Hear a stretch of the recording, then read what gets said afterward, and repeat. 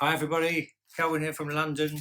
Stereo Review X is my channel where I review all types of stereo equipment, a lot of vintage, sometimes new. I'm only really concerned about what does it sound like. Sounds obvious, I know.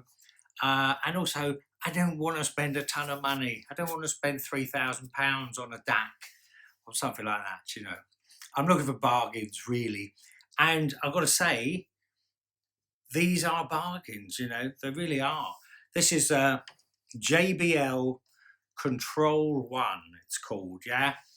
Now this speaker dates back to I think 1990, so you know that's kind of a good sign. You know, if they've been making this or pretty much this, I think they've been making it all the time. I mean, you can check me if I've got this wrong, but I think I've got this right.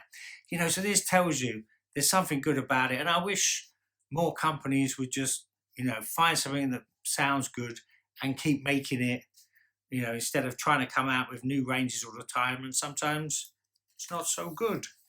But anyway, these are great little speakers. Point is, £60 in England.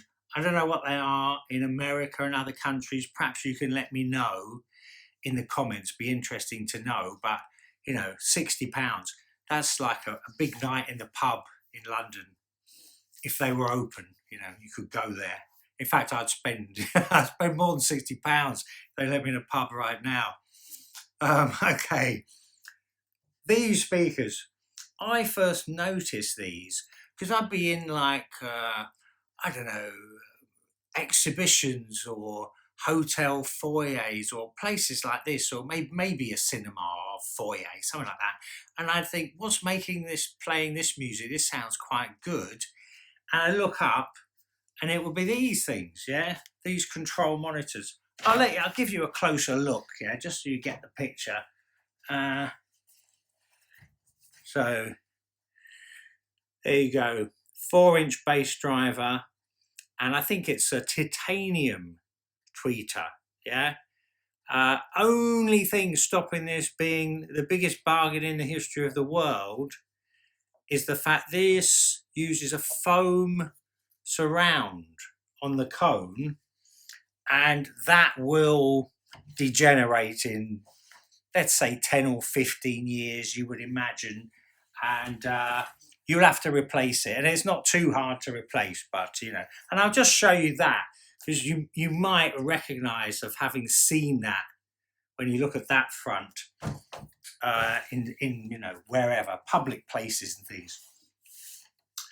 I mean, there are other versions that are more expensive. I think £180 pro ones, monitor ones, that I guess are better. But these are the ones I've got my hands on. And I think these are the ones I see out and about, you know. But when I've noticed these, and I thought, God, this sounds pretty good. And I've noticed it's these. They have certain qualities in abundance, certain qualities. Of course, they don't do everything, and they are small and da. So I don't want to get super carried away, but I'm quite excited about these speakers. Okay, let me tell you how I did it here, positioning particularly and amplification wise, because it's quite interesting. And then we'll do the sound. Yeah, I'll go into the sound in as much detail as I can, and you should know what you'll get if you buy these speakers, yeah, sound wise. But let me tell you, positioning wise, a lot of people say put these back against the wall, you'll get a bit of bass reverberating off the wall. You'll get more bass because obviously it's a little speaker and it's not doing a ton of bass. There's a port there, by the way. But in actual fact, I did do that, and I found it actually blurred up the mid-range, yeah? And the mid-range is what's great about these. So I landed up putting them on like stands, so they're literally ear height and about 6 foot away from me. Now, another funny thing happened there, right? Because you really aren't getting that much bass when you do that. So you put them in stands in the middle of the room. You don't get any help with the bass. These speakers are very mid-rangey, and it's nice in the mid-range. I put the loudness button on, yeah. I found these speakers, more than any, the loudness button is a good idea. And that's not something I usually do. Normally I'm not pressing the loudness button at all, but they're bass light. There may be, and the loudness smooths out the top and obviously increases the bass. And there's plenty of mid-range on these. I mean, plenty of mid-range on these. So putting the loudness button on just seemed to actually work really good, which is kind of unusual, and you might think of it as cheating, but honestly, for these, when I put them on the stands, the loudness, that was just a win-win. Sometimes loudness will blur up the mid-range, or you'll get too much fat bass. It's not correct, but it kind of worked fine. So it's a switch. All you got to do is flick it. So that's what I found anyway, and I did it with a bunch of different amps. I found that, like, if an amp didn't have a loudness button and wasn't very powerful, I wasn't very happy. I tried a Cambridge, 340. It's not too powerful, doesn't have a loudness button. It's a bit of a dry clinical amp. It's not a bad amp, but that wasn't working at all. And I found best was a couple of my Sansui vintage amps, which have quite luxurious bass, you might say a bit forward, with the loudness button on. That was good, different world. So you couldn't just grab any old amp and put these in. You're trying to squeeze a performance out of these that, they're small, they're kind of compromised. You have to do some stuff to make it work. I mean, I suppose I should say I'm doing it as if I'm going to listen to these, like my proper full on, like you're using them all the time, which most of us probably aren't, I know, but that's just what I did to get the best performance out of them. I mean, one thing worth saying, I would say there are certain £300, maybe a little bit more, around the, speakers that are around £300, that I would these, believe it or not, I would kind of prefer to, because these do one thing, particularly the mid-range, so nice and good that sometimes, a £300 speaker does everything okay, but nothing good. I land up thinking I'd rather have this, But, what I'm saying is, it's not the ultimate hi-fi. I know that. Yeah, do you know what I mean? I've definitely got better speakers, but for £60, it is really, it's a really incredible bargain, I would say.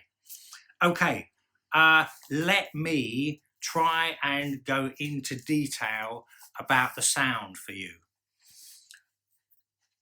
Okay, first thing you got to know, a mid-range cuts through like mad, and it's pretty damn nice. Yeah, it's really pretty damn nice. So, pianos, snare drums, guitars. When a song starts and it's just solo piano, you'll sit up and listen. This sounds good. This sounds good. Doesn't all play out so well when the whole band is going. It's not quite the same because you're not going to get so much bass out of this little box, but it's really attracts you to the mid-range all the time. What else would I say? It's bass light. Of course they are bass light, yeah. But, I'm getting round there with my loudness button, and I'm reasonably happy myself, and I'm a complete fusspot with sound. I mean, I wouldn't have these on for a long time, but I will happily listen. I won't be sitting there going, oh, this is annoying me. I found it, there's pleasure to be got out of these little things in that mid-range area.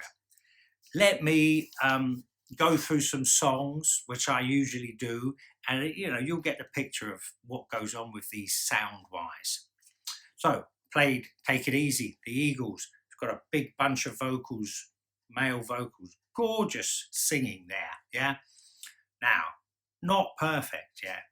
Thing with these speakers, They do instruments good because you can do a guitar and a snare drum. If it's a little bit off, you don't notice it. And if you're presenting it nicely and sort of clearly, you're kind of fine with it.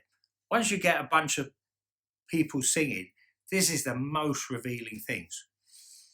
Now, it wasn't bad, this Take It Easy, but what did I put here?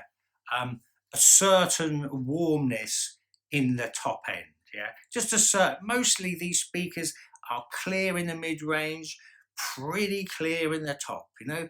They're bright and they're pretty crisp and they've got some solidity in the mid-range, but they're not perfect. And that comes out when you are doing voices, you know?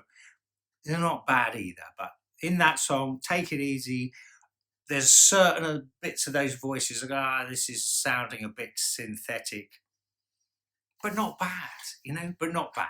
But not big thumping bass, of course, but you're kind of getting the bass drum hit.